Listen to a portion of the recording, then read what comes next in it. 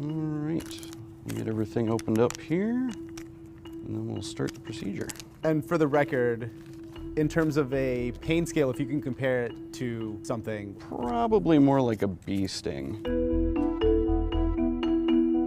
The latest office innovation is a microchip implanted in the skin. This is the first American company to ever try this. So what are they tracking, and would you say yes if your boss asked you to do the same? So if my employer wanted to microchip me as if I was their puppy, I would have a huge problem with it, and I would probably quit. You could argue that the government is tracking you everywhere you go, but they are already with your phones. Yeah, it just seems a bit permanent. If you already have an Apple Watch you're wearing around, at least you can take that off at some point. Not something I would do. I think it's a great idea, and I think it would make it all a lot easier. I just think that you have to back it up with maybe some doctors saying it's good for your health, and then I think I would do it. 3 Square Market is a company working on one of the biotech advances at the forefront, implantable RFID or radio frequency ID microchips. The tech has been around for decades, used to track pets, packages, and livestock, but now the Wisconsin-based company is trying to make the implants mainstream. Even with all the risks and unknowns associated with this technology, I was really curious what it'd be like to have an implant. So I traveled to Wisconsin to get chipped, thinking, what's the worst that could happen? The chip is coming out at the end of the day. And the RFID chip is already inside there. Yes. And it's a little bit larger than a grain of rice. Correct. Jasmine rice, I think. Basmati. Basmati. That's Andy Whitehead, better known as Gonzo. He's a local body piercer with 17 years of experience who was brought in to implant the microchips. I was slightly nervous about having the microchip inserted inside my body, given the size of the needle, and also nervous about what it could potentially mean for me, but here we go. Why don't you take a nice big deep breath in, and exhale, release. There we go. It's in there. It's in there. Pretty quick and easy. I feel like a cyborg. Here you go, you're a proud member now. Indeed, part of the club. Just like that, I was part of a small group of people on Earth pushing the boundaries of what it means to be human. And within minutes, I was meeting with their tech team to get my chip programmed. I guess what you're saying, to sort of put it in layman's terms, if I wouldn't need to take this out until we live in that futuristic world where everything's wireless, cash is gone, autonomous vehicles take us everywhere, and I'm just beeping my way through my day. Really, probably you'd never have to take it out, and this is what we think is going to propel us into that next stage in life, the cashless society like they're doing overseas already. This would facilitate that because you wouldn't need to carry any cards or cash. Everything would literally be stored on the chip. There is no GPS tracker in the chip, which was really good to know. And the applications for it were actually pretty sweet. I could now open doors, fire off texts, forget all of my passwords, and even make credit card payments.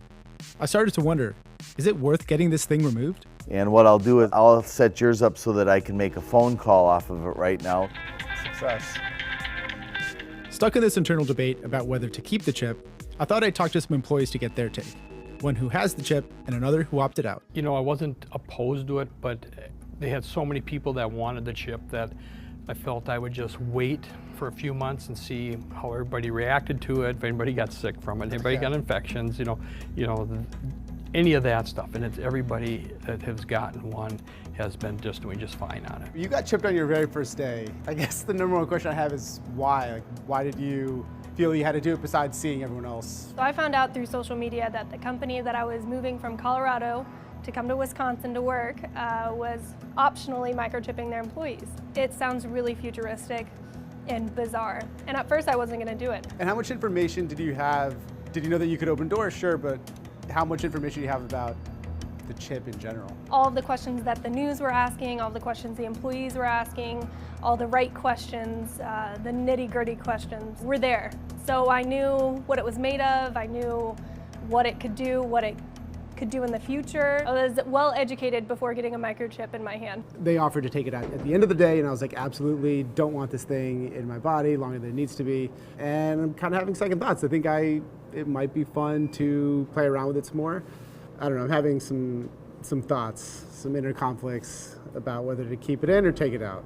Upon application, there's a risk of infection, but beyond that, are there any downsides to having an RFID chip implanted anywhere in your body. This is an approved device. There's been nothing that has come out since 2004 that has done anything to change the FDA's stance on it. Well, for one thing, I'm not sure it's been conclusive whether or not these are safe for the human body. I know the FDA approved them years and years ago, but I think long term is sort of when we find these things out. That's Michelle Demoy.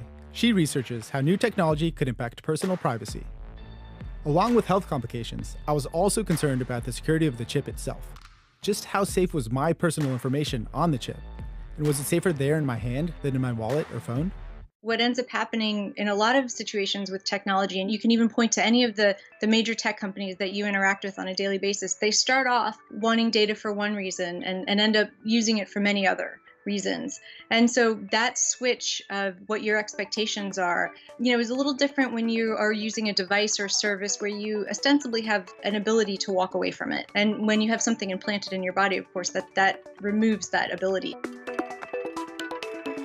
34 billion avenues exist for your information to travel down every single day. Everything you do, whether you're checking Facebook, checking out at the supermarket, driving your car, anything, your information's everywhere. Say I was sitting at a booth at a diner, because it doesn't have to be a line of sight read. It could go through a Band-Aid and potentially through a box or something thicker. Say someone was hoping to steal someone's identity, they're just scanning randomly in a restaurant. Could they pick up my information? Is anything unhackable?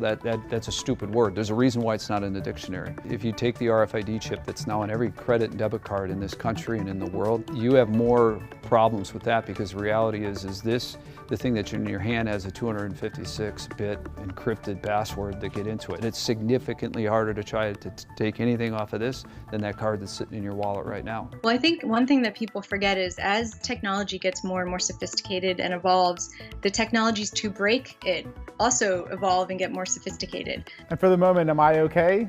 I would say that you're okay. I would say you might want to think about not, whether the long-term use of it puts you at a higher risk than the benefit that you're getting. You might have a curiosity as a journalist and want to kind of see how this works. But I think beyond that, if there's no benefit to you, I would say take it out. Even though there are a lot of lingering questions about this technology, I decided to keep the chip anyway. So for full disclosure, I actually got microchipped. It's in my hand right here. I don't know if you guys want to touch it. Oh my God. Why would you do that? Truth is, the potential of this technology is vast. It's being tested for security checkpoints and military bases. Doctors are using it to better track patient health data. In Sweden, chipped residents are using it to pay for things, like their train commute. And it could even help make the smart guns we've seen in movies like Skyfall a reality. Encoded to your palm print so only you can fire it. On the regulation side of things, what would you say to lawmakers about the benefits of biohacking and potential risks? Like, what would you say a lawmaker who's just finding out about biohacking and people implanting different things and trying sort of CRISPR and gene mutation? What's your message to them?